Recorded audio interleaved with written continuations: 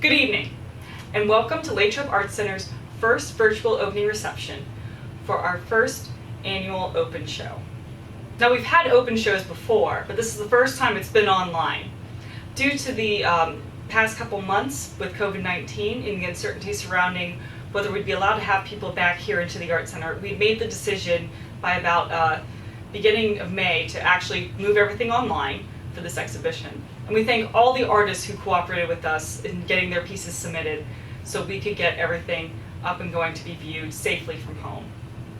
We probably could have had an opening reception since we moved to the green phase, but we didn't know that we'd be moving to the green phase so quickly. So unfortunately, we also didn't have the artworks here in the gallery. And what would be an opening reception if you could not see the beautiful artworks displayed on the walls? So here I am talking to you now from the internet. We had 158 pieces submitted for this open show. The open show is open to anybody in the community or anywhere, ages 3 and up. So we have artworks from preschoolers, from elementary school students, junior high students, high school students, college students, artists who are just getting started out in their artistic careers, and also professional artists. And they're beautiful, wonderful pieces, every single one of them. Our judge, William Karaffa, a Pittsburgh-based artist, actually had quite his work cut out for him when he was judging his show. Let me tell you more about Bill. Bill Karaffa is a practicing Pittsburgh-based creative who focuses on capturing the portrait and human figure in many of his works. He is a current member of the McMurray Art League, Pittsburgh Pastel Artists, the Pittsburgh Society of Artists Guild, and the Portrait Society of America. Participation in life drawing sessions at many venues throughout the city are part of his weekly regimen. Bill focuses on the technical aspects of portraiture and figure drawing, and has been successful in a variety of juried art exhibitions. Now, Bill had to judge 158 artworks in 5 different categories. Our open division, which is open to professional artists. Our amateur division, which is open to artists who not quite at that professional level just yet. Our college division, which are college students, and many of them are probably looking at careers in art as well. Our junior artist division, these are students ages 14 to 17. And then our young artist division for artists ages 3 to 13. So we'll now announce the winners in each of those divisions.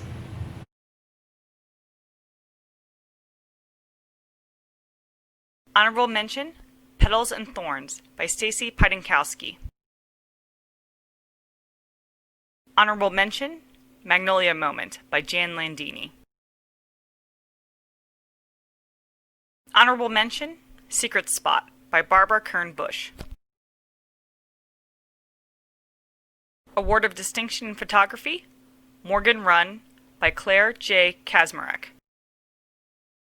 Award of Distinction in Mixed Media, 3D or Digital Art, Whites by Susan Rubis. Award of Distinction in Watercolor, Sunny Side Up by DJ Sabatis. Award of Distinction in Acrylic or Oil, Jack by Diana L. Williams. Award of Distinction in Pencil or Ink, Spike and Louis by Larry Branstetter. Third place, White on White by Peg Panacity. Second place, Adam's Apple by Kathy Sartoris Rafferty. First place, Figure with Black Poodle by Joseph Reisner.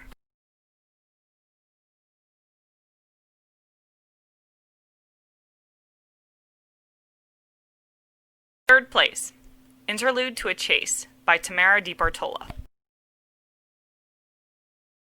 Second place, Sunflower by Tommy Mason.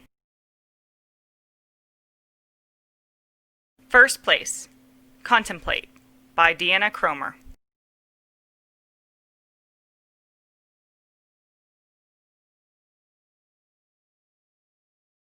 Third place, The Blank Masquerade by Robbie Kohler. Second place, Fields of Ambialette by Lily Curry. First place, Time is Up by Jason Starr.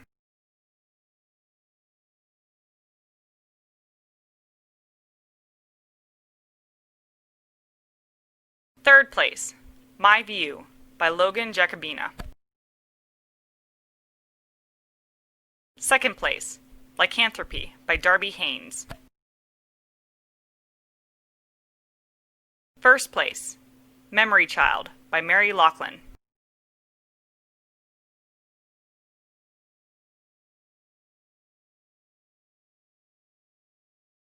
Third place, Sky High by Colette Nagy.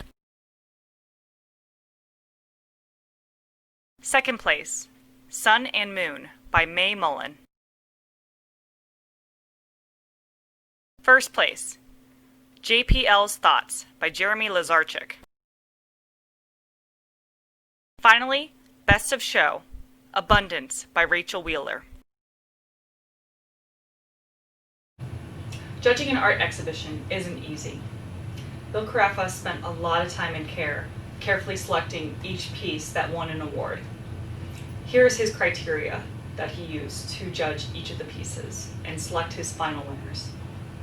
Process. My process involved multiple passes through submitted work in each of the 5 divisions.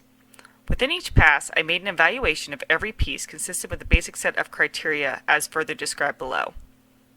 I made eliminations within each pass. No less than 2 elimination passes were made, and as many as 5 elimination passes were performed on the larger pools of artwork. As I narrowed the fields to the final work to be awarded, I aligned them all on screen to compare again each piece against one another, using again my criteria in order to set the final placement of award. Basic criteria. I consistently applied a set of 4 basic criteria to evaluate each piece of artwork presented.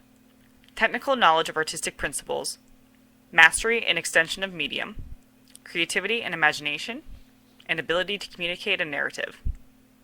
My goal was to apply these 4 basic criteria to each piece regardless of medium or style.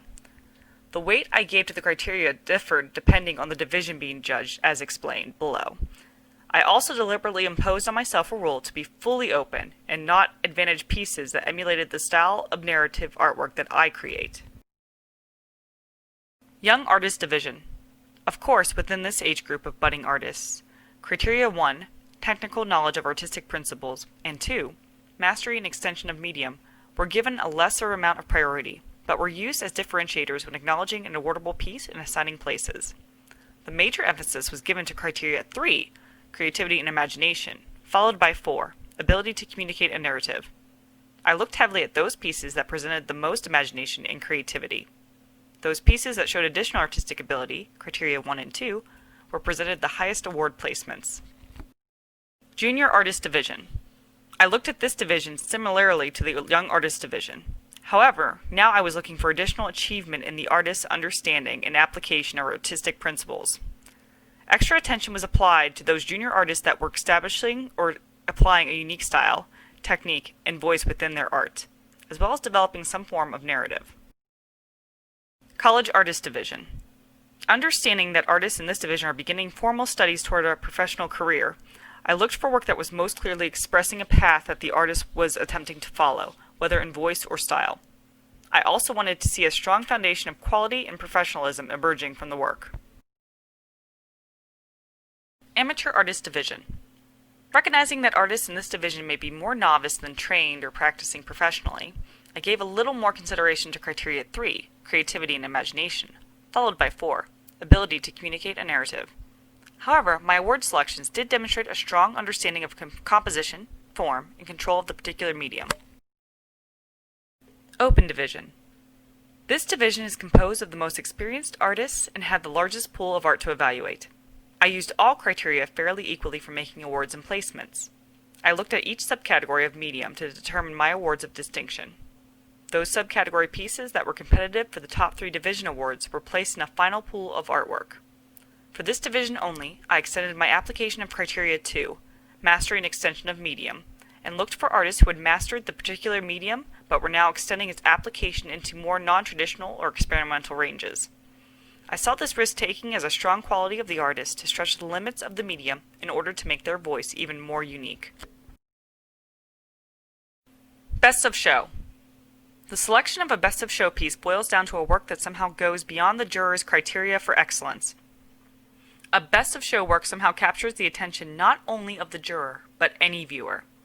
It is a piece that brings the viewer back for a second, third, and more look. There is something that underlies the piece that demands the viewer's attention.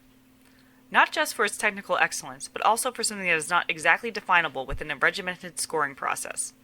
It easily communicates the artist's voice and the message it conveys. It compels the viewer to think beyond the visual enjoyment that it provides, to rationalize its message within the point in time that we exist. It drives beyond the viewer's eye and into their soul. To recall a fond memory, visualize a favorite place, or provoke an ideological state which they desire. It's the kind of work that keeps on giving each time it's viewed. My selection of Abundance accomplishes all of these things.